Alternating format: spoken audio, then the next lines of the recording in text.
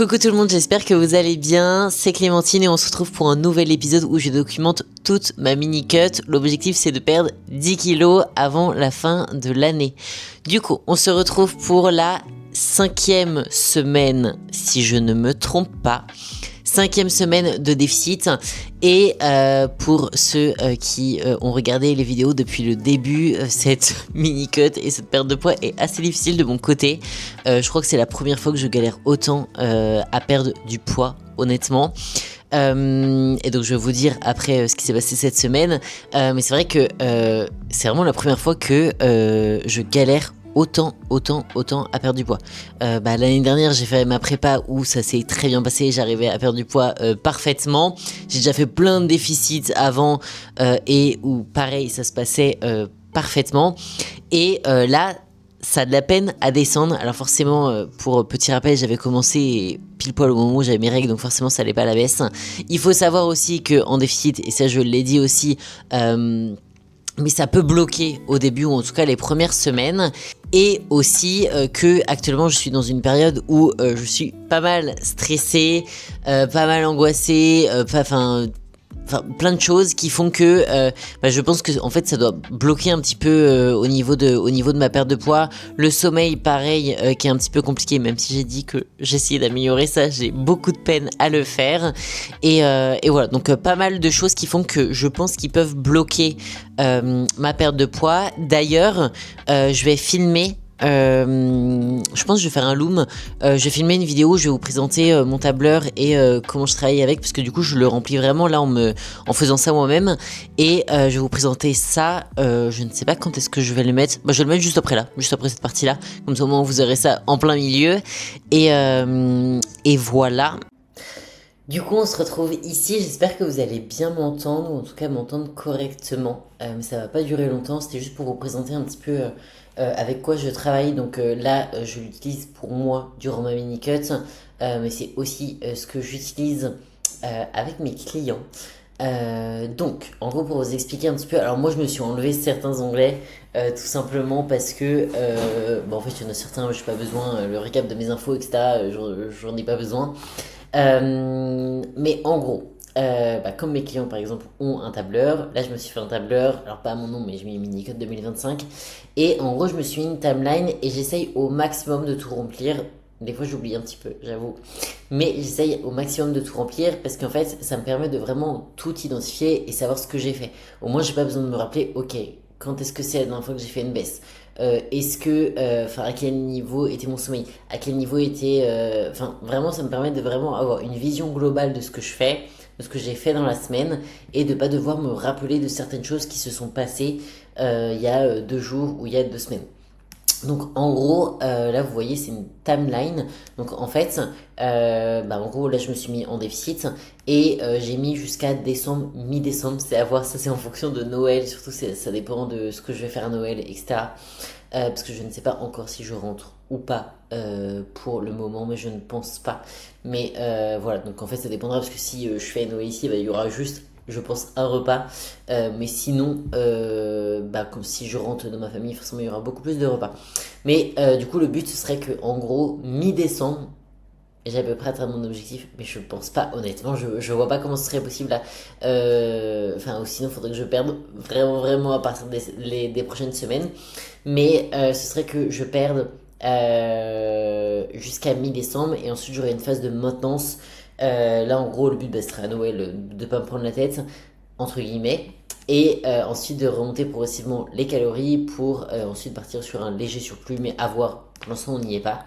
Et donc, en gros, vous voyez, depuis le début du déficit, en gros, j'ai marqué mes calories. Donc, les 3 premières semaines où j'étais à 2000.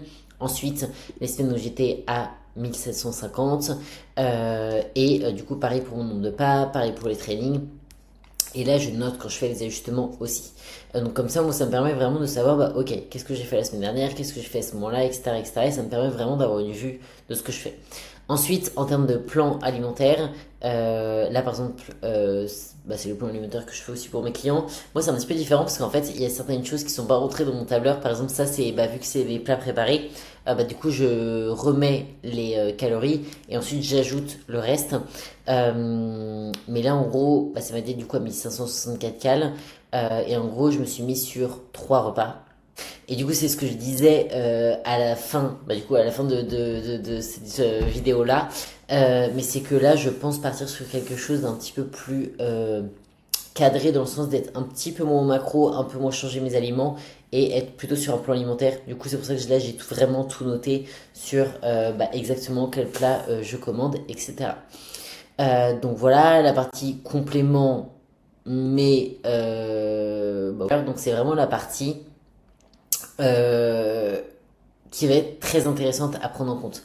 Donc en gros, chaque jour, je note mon poids et c'est pour ça que là, j'ai les moyennes. Donc vous voyez, là par exemple, j'étais à 73,3 depuis le début du déficit, mais je me fiais vraiment que à la moyenne de poids. Donc là, j'étais à 73,3, la semaine d'après, j'étais à 72,4, donc la semaine dernière, du coup, j'avais perdu 900 grammes, et du coup, là, cette semaine, j'étais à 72,6. Au niveau de mon poids, ça reste à peu près comme la semaine dernière, mais c'est quand même un petit peu plus à la hausse. C'est pour ça que là, je sais que du coup, il faut que je fasse un déficit. Et du coup, là, j'ai commencé à noter mes macros. Mais voilà, donc en gros, je note mes macros, je note mon niveau de faim, d'adhésion à la nutrition, au niveau de mes pas que je note ici tous les jours. Et pareil, au niveau des pas, en fait, on peut voir vraiment que il y a certains jours, en fait, j'atteins pas du tout mon nombre de pas. Et du coup, je me retrouve à faire beaucoup de pas en fin de semaine. Par exemple, là, la semaine dernière, où là, j'ai fait 20 000, là, j'ai fait 19 000. Et en fait, clairement, juste je me mets des bâtons dans les roues parce que c'est chiant à faire et j'ai pas forcément le temps de faire ce nombre de pas-là. Donc, je me force. Mais c'est pour ça, là, j'ai bien fait de descendre à 12 000 parce que sinon 14 000, de toute façon, ça le faisait pas du tout. Donc voilà, mais au moins, je sais ce que je fais, je sais où j'en suis dans ma semaine, je sais que j'ai juste à checker sur mon téléphone pour regarder, parce que du coup, il y a de l'application qui existe, Google Sheets, pour voir ce que je fais. Et je sais à peu près où j'en suis dans ma semaine. Au niveau des trainings, au niveau du sommeil, au niveau de l'énergie, du stress, mensuration, je n'ose pas. Mais j'ai noté celle du début. Donc, faudrait que je le refasse d'ailleurs, je pense, au prochain bilan. Et ensuite, alors là, normalement, en fait, c'est un lien qui emmène directement. En fait, c'est pour mes clients, ils ont un lien qui emmène vers un questionnaire. Ils ont juste à répondre à toutes les questions par rapport à la semaine, comment ça s'est passé au niveau de la nutrition, de training, etc. Et ensuite, ils ont juste à me l'envoyer. Moi, je le reçois de mon côté. Et ensuite, je leur fais un bilan en fait chaque semaine. Mais moi, du coup, je me fais pas ça en fait. Juste, je regarde mon tableur, je me fais des ajustements, mais je ne me fais pas de petits questionnaires et de petits looms. Donc voilà pour la partie des trackers. Et honnêtement, c'est vraiment quelque chose qui est hyper intéressant parce que en fait il y a plein de choses qu'on peut oublier. Par exemple au niveau du sommeil, je vais jamais me rappeler si mardi j'ai dormi 8 heures ou si j'ai dormi 5 heures ou si je me suis endormi il y a 2 semaines à minuit ou autre. En fait c'est pas des choses voilà. Et en fait des fois on pourrait se dire que ça sert à rien, mais en fait non, parce que moi clairement je vois que mon sommeil c'est une catastrophe, je vois que mon énergie c'est pas top, je vois que mon stress c'est pas terrible, je vois qu'au niveau de mes trainings c'est pas terrible non plus. Et donc en fait, comme je vous disais, en fait, il y a plein de choses qui montrent que là, c'est pas top de mon côté non plus. Et donc, forcément, il y a des choses à améliorer aussi de mon côté. C'est peut-être aussi ça qui joue sur mon déficit. Donc voilà, c'est aussi ce que je fais avec mes clients d'ailleurs.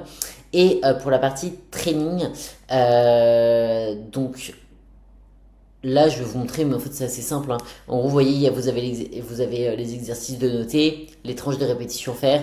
J'avoue, je mets pas le temps de repos et le target parce qu'en fait, moi, ça m'importe peu. Je le note pour mes clients, mais pour moi, ça m'importe peu parce qu'en fait, je sais exactement le temps de repos que je prends sur mes exos et je sais exactement quel muscle je cible, tout simplement.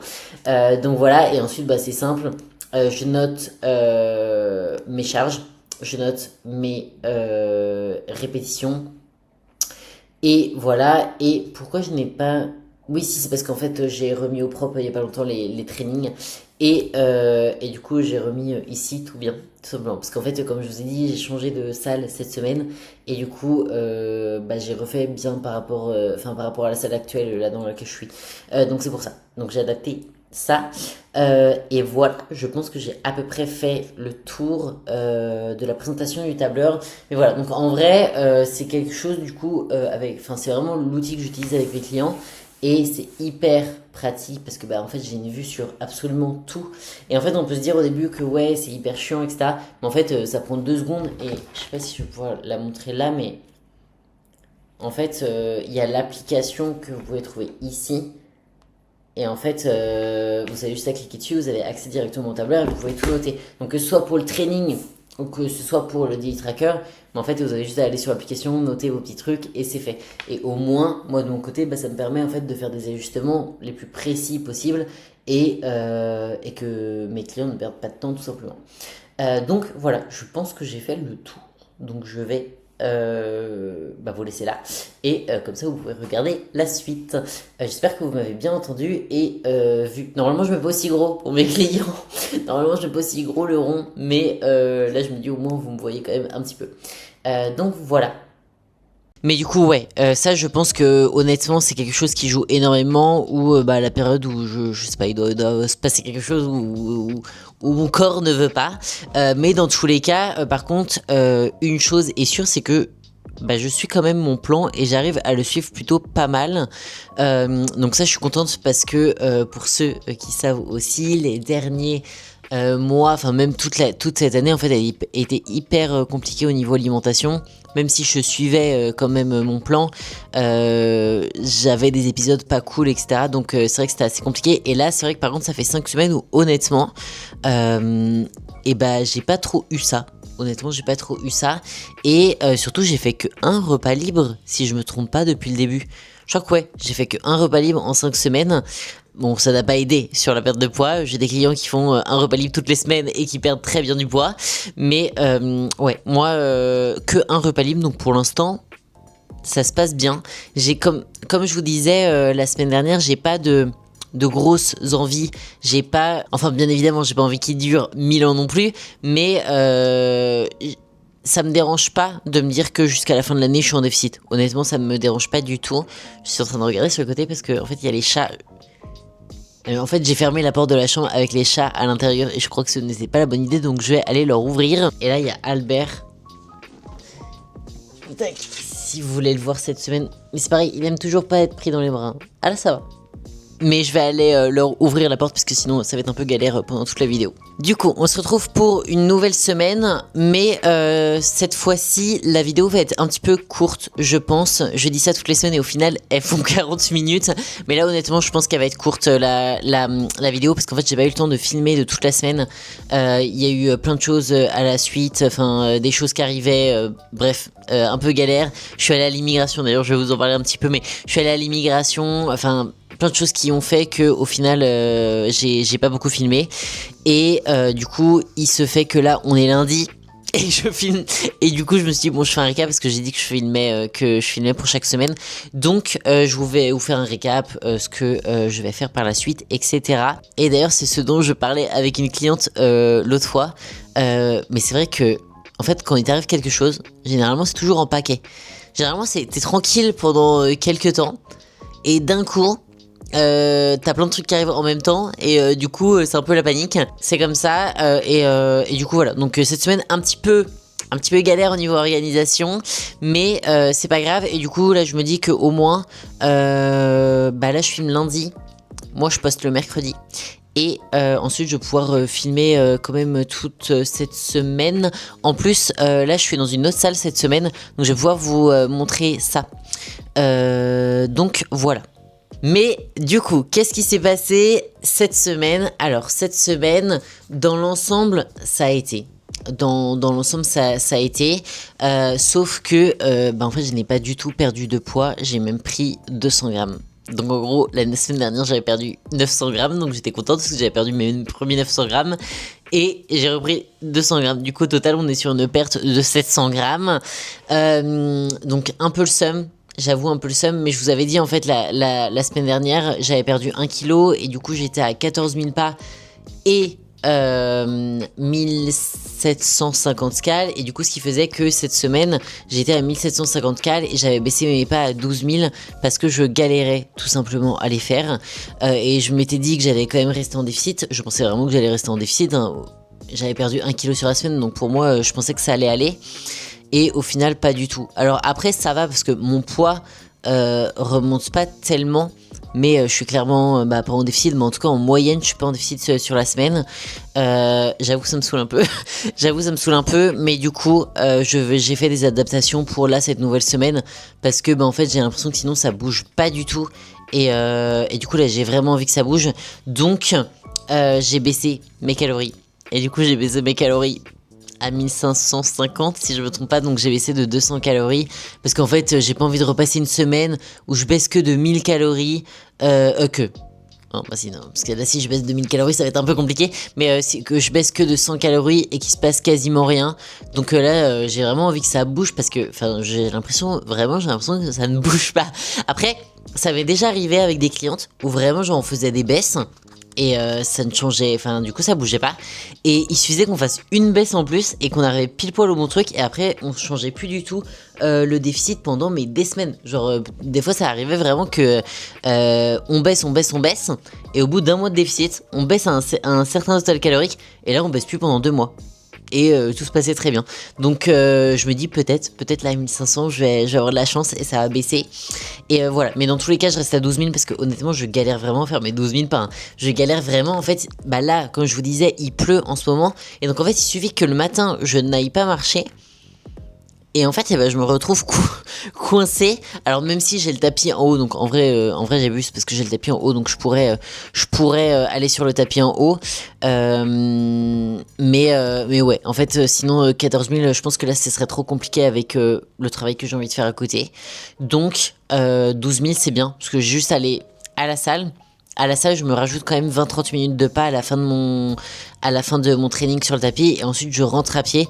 Et normalement là je suis pas trop loin, il suffit juste que je ressorte un petit peu, faire un tour de quartier ou aller acheter un petit truc, et normalement j'ai mes 12 000 pas. Donc en gros faudrait faire ça, et les jours où j'ai pas de salle, faudrait qu'en fait j'aille marcher le matin.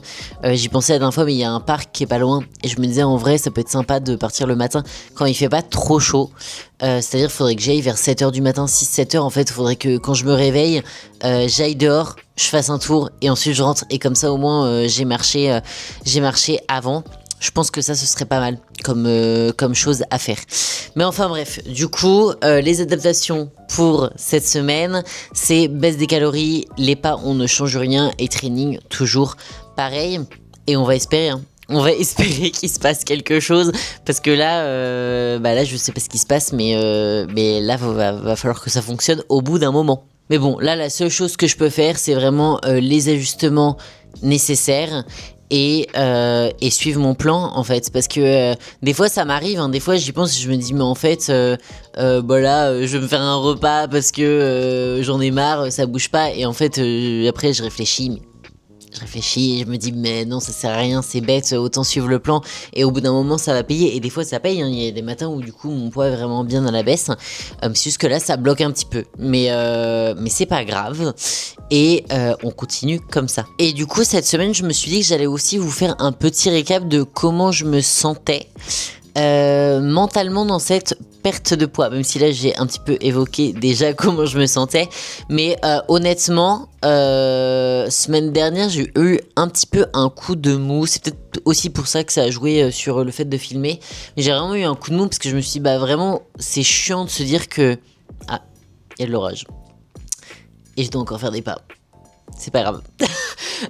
Oui, du coup je disais en vrai c'est vrai que c'est un peu frustrant de se dire que tu fais des efforts toutes les semaines, tu t'es en déficit, donc t'as envie de manger, tu fais tes pas, tu fais tes trainings, et en fait il se passe absolument rien, et limite ton poids stagne plus qu'autre chose.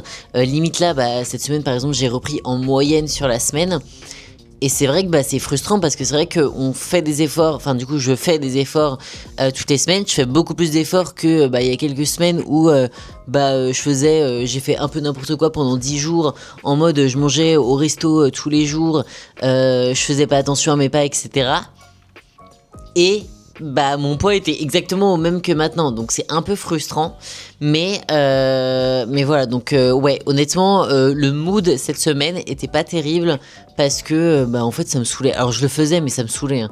Ça me saoulait, j'étais en mode j'en ai marre, ça marche pas, etc. Donc voilà, tout ça pour vous dire que même moi qui suis coach, bah en fait ça me saoule aussi en fait quand ça fonctionne pas et j'en ai marre et des fois je me dis que bah ça sert à rien et voilà. Mais en fait c'est vraiment le truc de ok, ça arrive, là tu te dis c'est chiant, etc.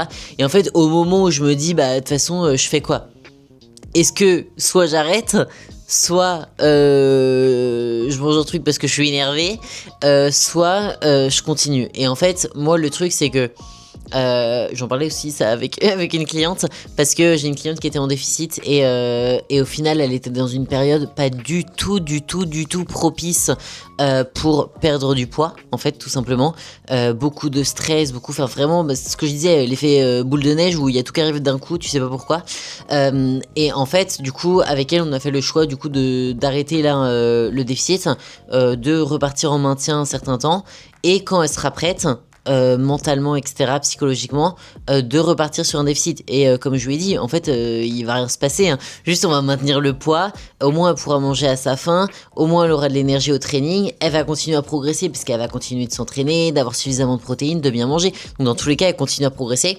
Mais par contre, elle fera un déficit quand elle sera plus prête, quand mentalement ça ira, psychologiquement aussi. Et je pense que c'est une bonne chose à faire et des fois c'est bien de savoir se dire ok, là je force pas, c'est pas le moment, ça me rajoute un stress en plus.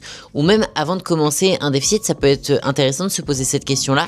Ok, est-ce que là je suis vraiment prête à faire un déficit?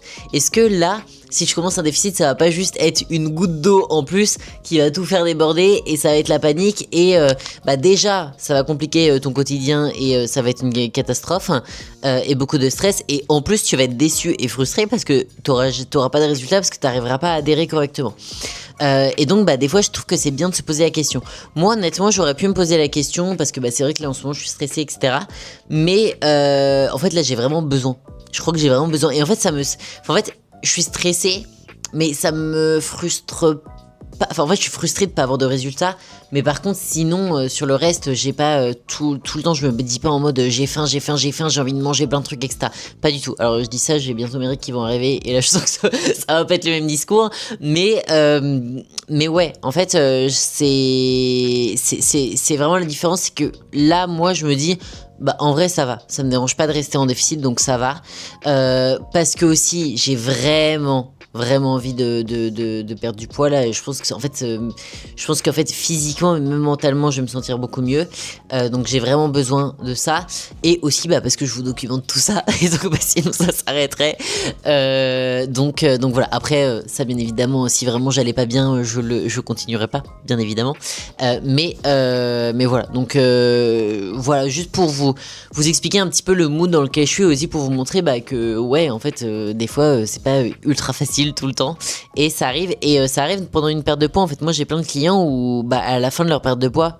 ils ont perdu du poids, mais ils ont pas eu une perte de poids en mode bah c'était en mode trop cool toutes les semaines, c'était génial. Non, bien évidemment, il y a eu des semaines où ils ont stagné, il y a eu des semaines où le poids est remonté un petit peu à la hausse, il y a eu des semaines où ils ont pas réussi à tout faire et c'est ok, c'est pas grave. Et en fait le but c'est d'adapter le programme de façon à ce que la personne puisse suivre le programme, qu'elle ait des résultats et aussi qu'elle comprenne bah, que c'est normal et que en fait ça arrive d'avoir des semaines où c'est un peu le bordel, ça arrive d'avoir des semaines où tout est pas parfait, et c'est pas pour autant que tu perdras jamais de poids. Donc voilà, du coup le petit récap mental, psychologique de comment je me sens cette semaine, mais honnêtement ça va. Et là cette semaine bah du coup les calories sont à la baisse donc on va voir ce que ça donne.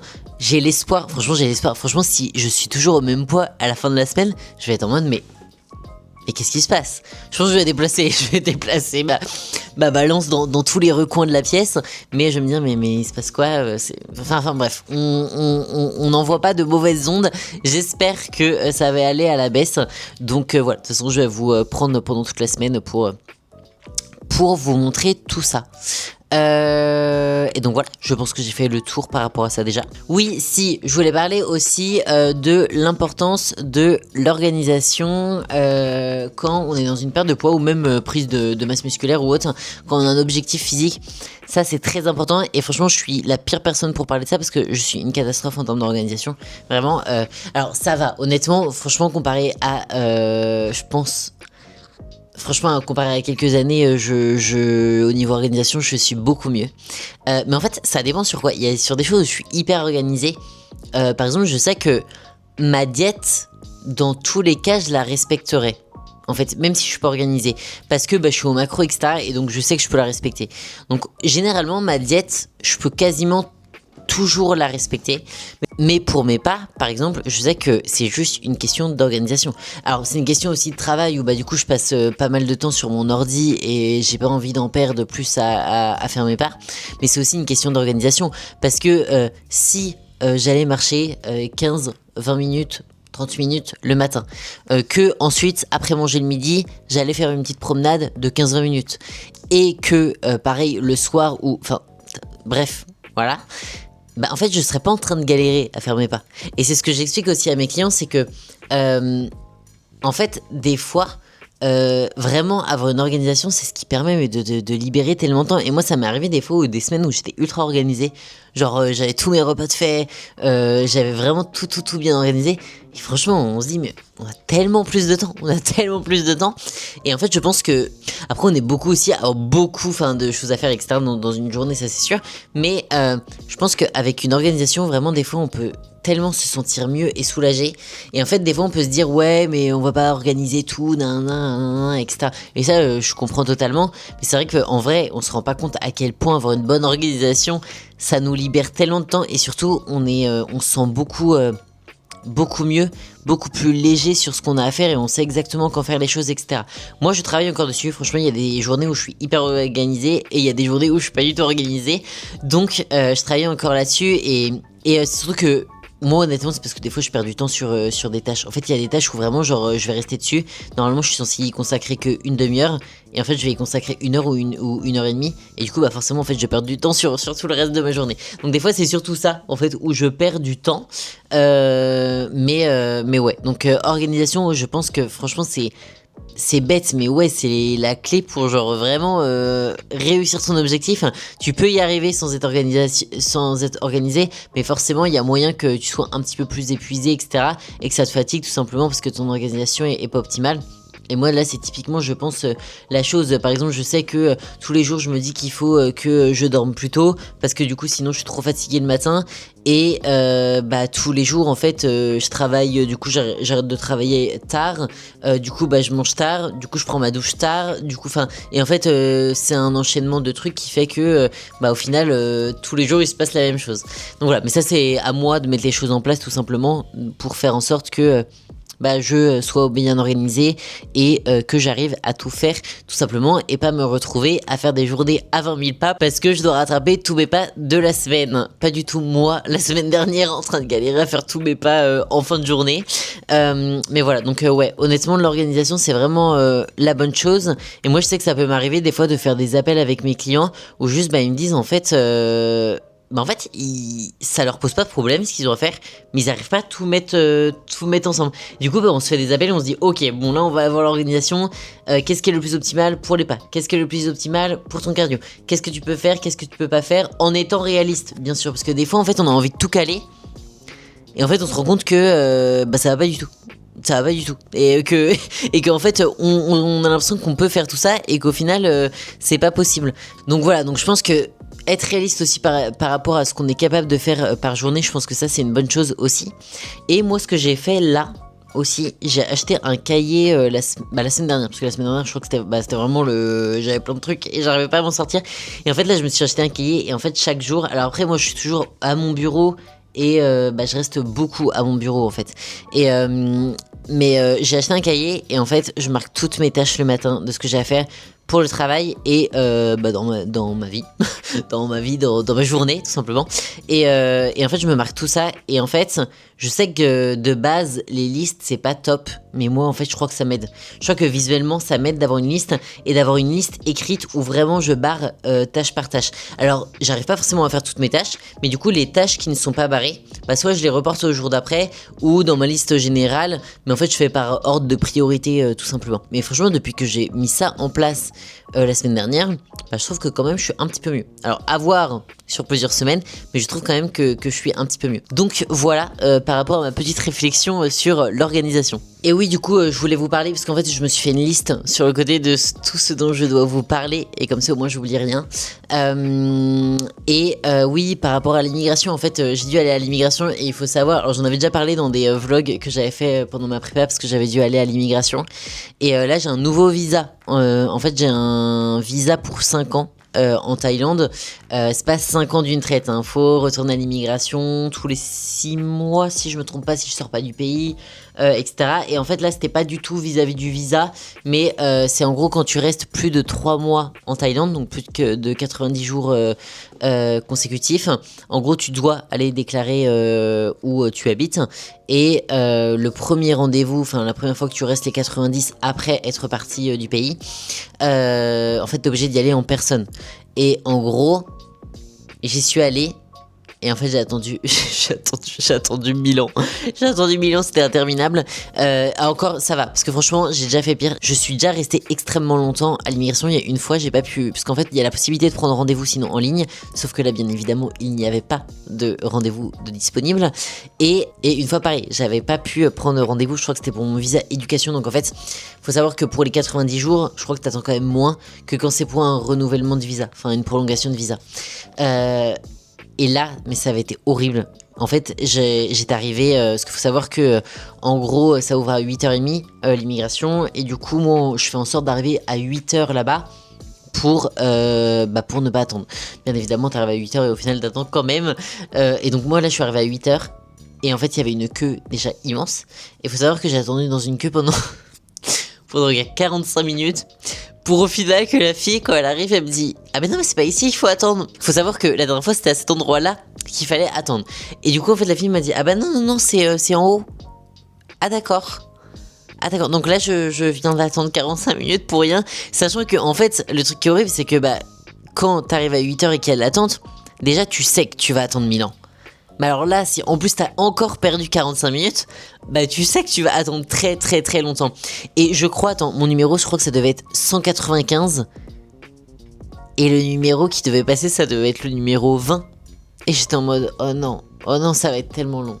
Ça va être tellement long. Et du coup, effectivement, j'ai attendu très longtemps. J'en ai profité pour faire des pas, parce qu'en fait, c'est un grand endroit, et du coup, tu peux faire des pas, etc.